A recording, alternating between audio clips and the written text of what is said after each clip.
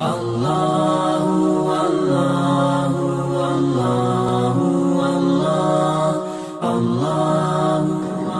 الاضحیٰ آنے والی ہے۔ اللہ تعالیٰ آپ سب کو عید کی خوشیاں نصیب فرمائے۔ عید کے کچھ آداب نبی علیہ الصلاۃ والسلام سے مروی ہوئے ہیں اور کچھ سنتیں، کچھ اخلاقیات مروی ہوئی ہیں، ان کو ہم بیان کرتے ہیں اس کلپ میں، اور انہی کو سن کر اور دیکھ کر آپ اسی طریقے سے عید کی تیاری کیجئے تاکہ نبی علیہ الصلاۃ والسلام کے مطابق ہی ہماری عید کی تیاری مکمل ہو جائے۔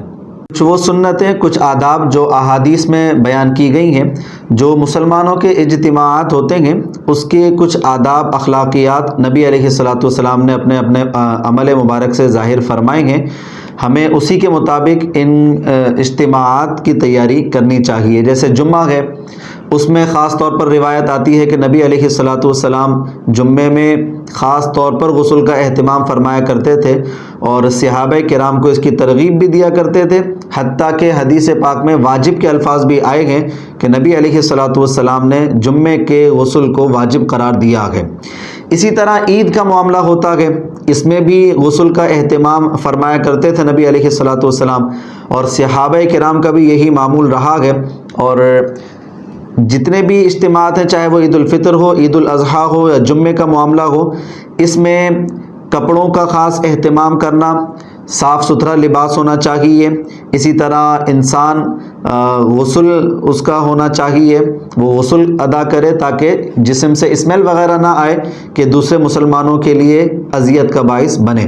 عبداللہ ابن عمر کی روایت ہے اور وہ ان سے مروی ہے کہ کان یغتسل یوم الفطر قبل ان یغدو الی المصلی۔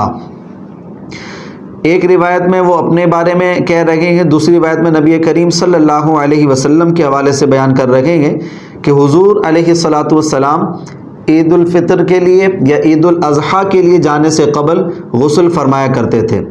تو نبی علیہ الصلاۃ والسلام کا یہ ایک طریقہ مبارک رہا ہے کہ جمعہ ہو یا عید الفطر ہو یا عید الاضحیٰ ہو، اس میں اس کا اہتمام فرماتے کہ جب بھی جانا ہوتا تو آپ غسل فرمایا کرتے تھے۔ تو اس لیے جب عید کے لیے تیاری کریں، اس میں اپنے غسل کا اہتمام ضرور کیجئے، عید الفطر ہو یا عید الاضحیٰ ہو یا جمعے کا معاملہ ہو، ان ایام میں اس وقت میں غسل کر لینا یہ ایک سنت کہلاتی ہے۔ اسی طریقے سے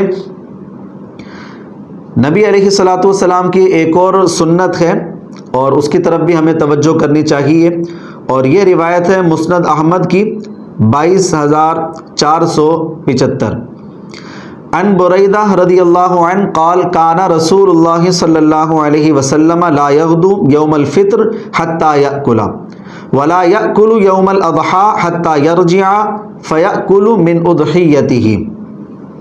حضرت بریدہ رضی اللہ تعالی عنہ سے مروی ہے، وہ کہتے ہیں کہ نبی علیہ الصلاۃ والسلام عید الفطر کے دن نماز عید الفطر ادا کرنے سے قبل کچھ تناول فرمایا کرتے تھے، یعنی کچھ بھی گھر میں ہوتا، عام طور پر کھجوریں ہوا کرتی تھیں تو وہ آپ تناول فرمایا کرتے تھے، لیکن عید الفطر پر جانے سے پہلے آپ کچھ تناول فرمایا کرتے تھے، یہ حضور کی ایک سنت ہے۔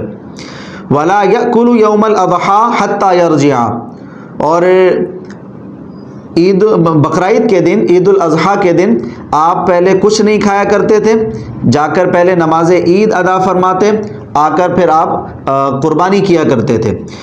فَيَأْكُلَ مِنْ أُضْحِيَّتِهِ، اور اس کے بعد پھر آپ قربانی کا جانور ذبح کر کے اس میں سے کچھ کھانا پینا کیا کرتے تھے۔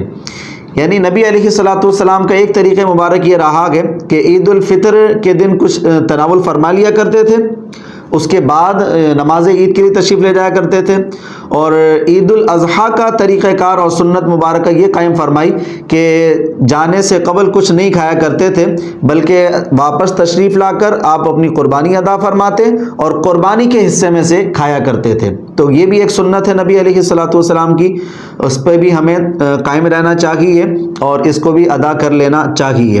یہاں پر ایک بات قابل غور ہے، وہ یہ کہ ہمارے یہاں مشہور ہے بقرعید کا روزہ رکھتے ہیں، یعنی جب تک جانور ذبح نہیں ہو جاتا تو اس کے اندر سے کچھ کھا نہیں لیتے، تب تک وہ کہتے ہیں بھائی روزہ ہے۔ تو یہ کوئی شرعی اعتبار سے روزہ نہیں کہتے، یا صبح سے لے کر شام تک والا روزہ نہیں ہے۔ عوام اگر اس کو روزہ کہتے بھی ہیں تو وہ صرف اس معنی میں کہتے ہیں کہ کھانا پینا نہیں کیا ہوا بس۔ اور اس کے بعد ایک بات یہ ہے کہ اپنی قربانی میں سے کچھ کھایا کرتے تھے، اپنی قربانی میں سے، یعنی قربانی کے حصے میں سے کچھ بھی ہو، چاہے وہ گوشت ہو، کلیجی ہو، یا دیگر اجزاء میں سے کچھ ہو۔ ہمارے یہاں جو ایک عام طور پر رواج پڑ گیا ہے کہ پہلے کلیجی بنتی ہے، اس میں سے سب کھا لیتے ہیں، اور اسی کی وجہ سے شاید یہ بات مشہور ہو گئی کہ بھئی کلیجی سے کھانا سنت ہے۔ تو جیسے کہتے ہیں بھئی روزہ رکھا ہوا ہے، کلیجی سے ہم روزہ کھولیں گے، تو یہ ہمارے یہاں الفاظ مشہور ہیں۔ تو پہلی بات یہ ہے کہ یہ کوئی شرعی روزہ نہیں ہے، اور دوسری بات کہ کلیجی کو سنت سمجھنا یہ کوئی مسئلہ نہیں ہے۔ قربانی کے گوشت میں سے بھی اگر کوئی کچھ کھاتا ہے تو وہ بھی اس کے لیے سنت کہلائے گا۔ یعنی نبی علیہ الصلوۃ والسلام کا عمل مبارک مطلق تھا کہ اپنے جانور کے حصے میں سے کچھ کھایا کرتے تھے، چاہے وہ کلیجی ہو، چاہے وہ کلیجی کے علاوہ کچھ اور ہو، گوشت وغیرہ ہو، کچھ بھی ہو۔ لیکن صرف کلیجی کو الگ سے سنت کہہ دینا یہ تھوڑا غلط ہو جاتا ہے۔ ویسے تو سنت میں داخل ہوگی مطلق کے اعتبار سے، یعنی پورے جانور میں سے کچھ کھانا، تو اس میں کلیجی بھی داخل ہے، گوشت بھی داخل ہے، دیگر اجزاء بھی داخل ہیں، اس اعتبار سے تو سنت ہے۔ لیکن یہ کہ کلیجی سے ابتدا کریں اور خاص طور پر کلیجی کا اہتمام کر کے یہ کہنا نہیں کلیجی سے ہی سنت ہے، تو یہ چیز جو ہے وہ غلط ہو جاتی ہے۔